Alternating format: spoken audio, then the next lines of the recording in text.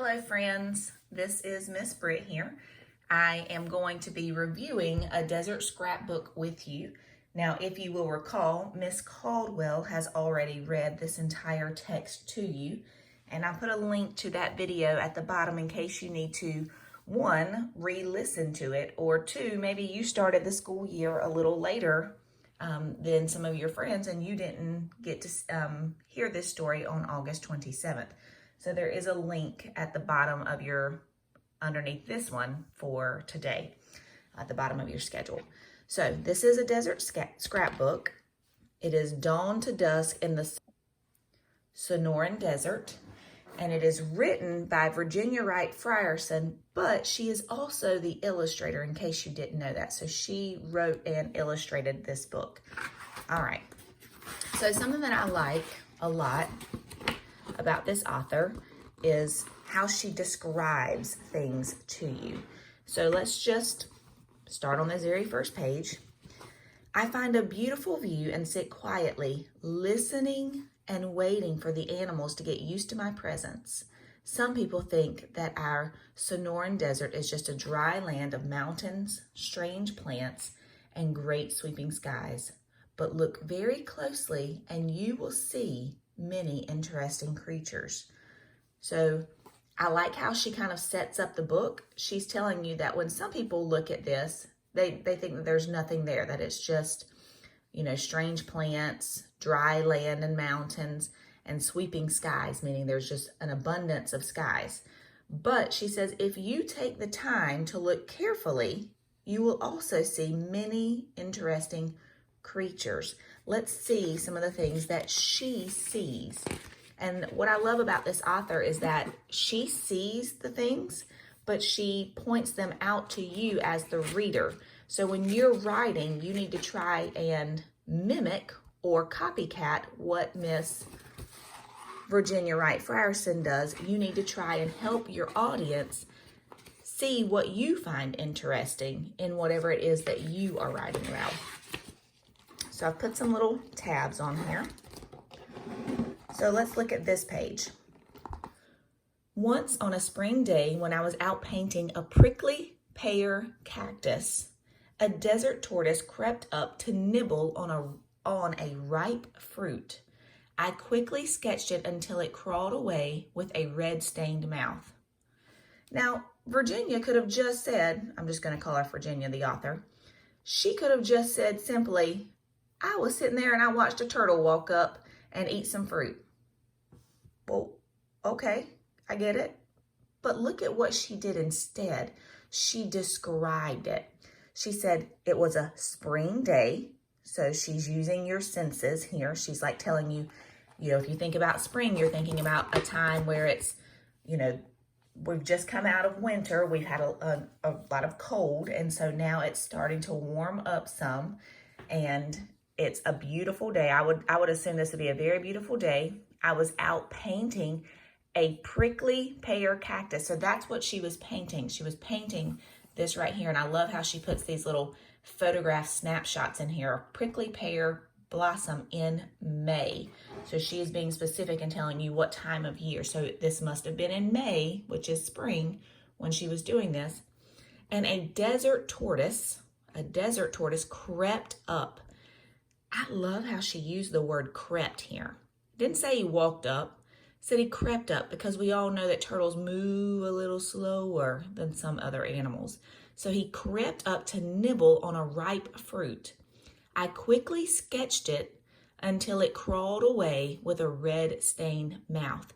So not only was she telling you about the day and about the pear cactus being prickly, and then the tortoise being slow, and the fact that he nibbled, which is, a different kind of way of eating. Nibbling is small bites at a time. Didn't say he came up and he just ate it, because, maybe you're thinking that he ate the whole pear fruit at one moment. But no, he nibbled on a ripe fruit. I quickly sketched it, so she worked quickly until it crawled away with a red-stained mouth. So then she even tells you that when he left, his mouth was red stained. That's a lot of detail that Virginia Wright Frierson has put into just this one page. So as a writer, we want you to try and include as much detail into your writing as possible. And she does a wonderful job, so we wanted to use her as an example. Let's check out this page. Another time when I was painting wildflowers, I noticed that a shadow kept passing over my white paper. When I looked up, I was surprised to see a vulture circling right above me. It was so close I could see its wrinkled head and the sunlight through its large wings. Wow, that is a really good description. It flew off as soon as I waved my arms to show it was not that I was not dead and it would not be eating me for lunch. So those of you that do not know, vultures are animals that eat dead things. And because she has been sitting here patiently waiting for something to draw in the desert, or not waiting, just, as an artist, you have to sit and kind of study things. So as she's sitting and studying things, this vulture is like, that thing hasn't moved in quite some time. Maybe I'll make that my lunch.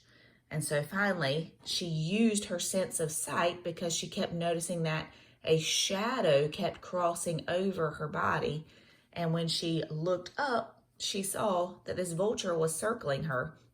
And she was like, hey man, I'm not dead. I'm just sitting patiently and making sure that I don't disturb, anything in the desert. So I'm working, but here, let me wave my arms and let you know that I am not going to be your lunch today. So this is another great example of her showing you how she's using her senses even while she is working. Let's find another page. Oh, I love this page. Okay, great job, Miss Wright Frierson, on this page. So the sun is getting higher and the day is getting hotter. Most of the animals are now resting in cooler, shady places to escape the broiling heat. So in case you don't know what this is, ask your parents what the broiler is on your oven. It's basically the heating elements. There's some lines that are in your oven if you go and look. And when you turn on the broiler, it is direct heat that is going onto whatever your food is. It's kind of like, grilling maybe, at that moment. So it's broiling, it's super hot. They will not come out until the cool of evening and the cover of darkness. So they're going to wait till it's cooler in the evening and darkness is starting to take over. I love this section. So we have here a little description, and I love how she makes it look like this is her personal handwriting, and it could very well be. I'm not sure, I'd have to look it up. A desert pack rat is asleep, curled up deep inside its messy mound of cactus joints, sticks, leaves, bark, and rocks. She could have just said there's a rat sleeping, there's a tarantula. She could have easily just named these animals and not given this much detail, but I love the detail. She specifically named it. A desert pack rat is asleep. How is it asleep? It is curled up deep inside its messy mound. So this desert pack rat has made this messy mound, this messy heap of stuff, of cactus joints, sticks, leaves, bark, and rocks.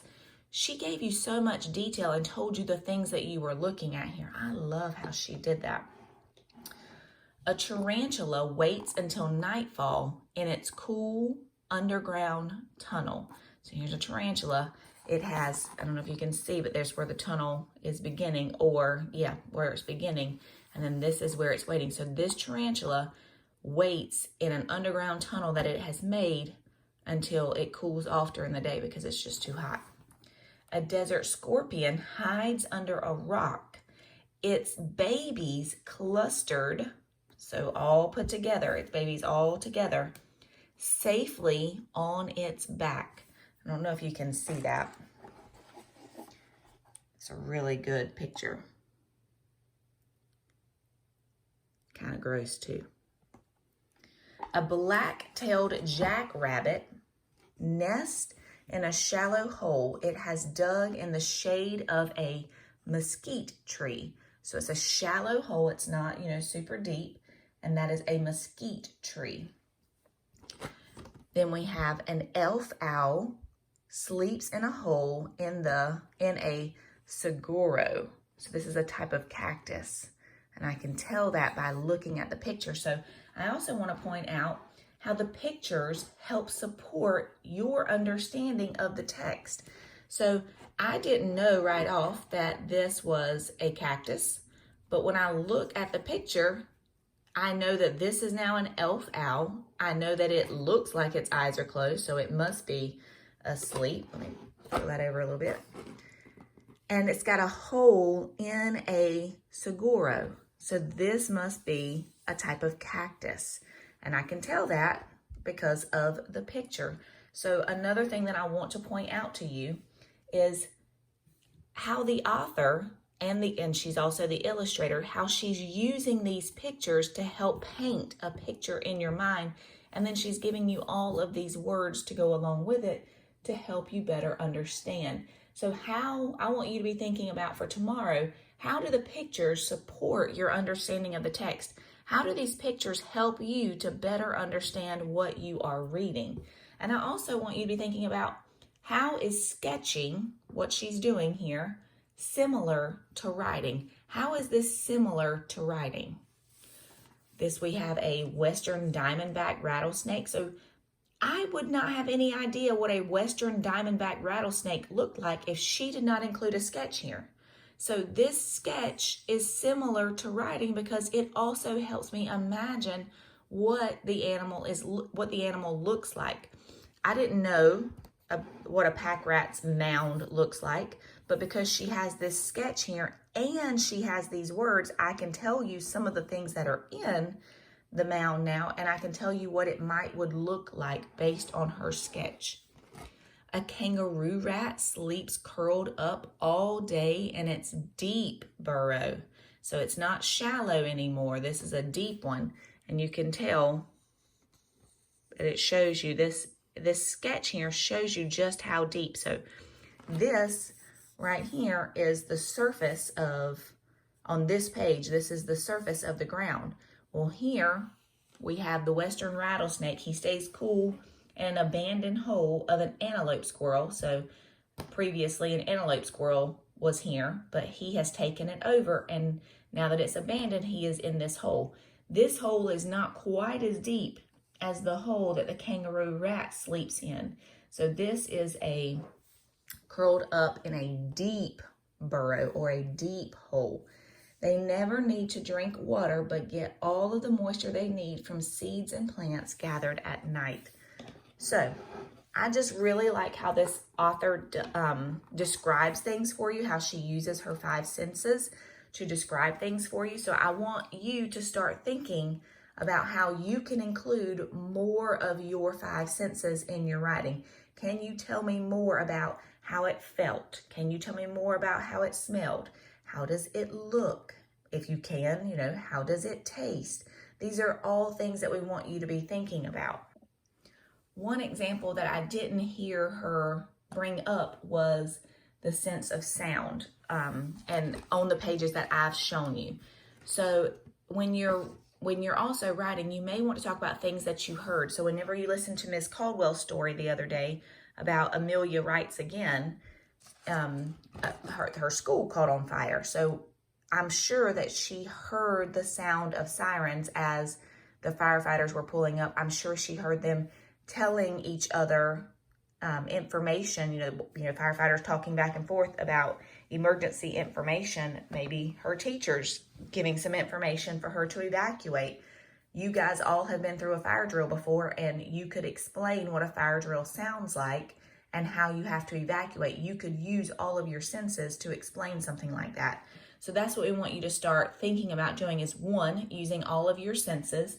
So your sense of sight, taste, touch, hearing, and then of course smelling if you can. And then we also want you paying attention to how you can put sketches in your writing that help you better illustrate what it is you are trying to say.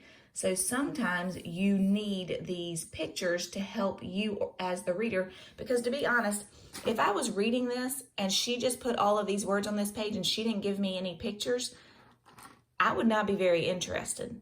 But because she gave me some sketches and some pictures to go along with her descriptions, it helps me as the reader better understand what it is that I am reading. And that is super important because that's how our intelligence grows. That's how our comprehension grows. So be thinking about how sketching is similar to writing, and think about how these pictures help support your understanding of the text. I think I've given you some pretty good ideas because you're going to be answering some questions tomorrow about that. All right, my friends, I hope that you enjoyed this book. If you did not get to read it the first time, then you need to watch all of Miss Caldwell's video and hear about it. This is a little place in this story where she takes all of the things that she has collected. So these are some things that she has collected. Oh, look, if you look right here, a small Seguro is about 25 years old. 25 years old, this small one, 25 years old. That's crazy, especially if she's drawn it to scale, meaning this is her actual body size, if this is the actual cactus size. And I think that's what she's tried to do here, is draw it to scale, showing you about how big it would really be. And that's 25 years old. That's crazy. All right, my friends, I hope you've enjoyed going over this story with me a little bit, and I hope that you see how you, as a writer, can include sketches and drawings along with your writing to help the reader better understand what it is you are trying to express to the reader or the audience. Thanks so much, guys.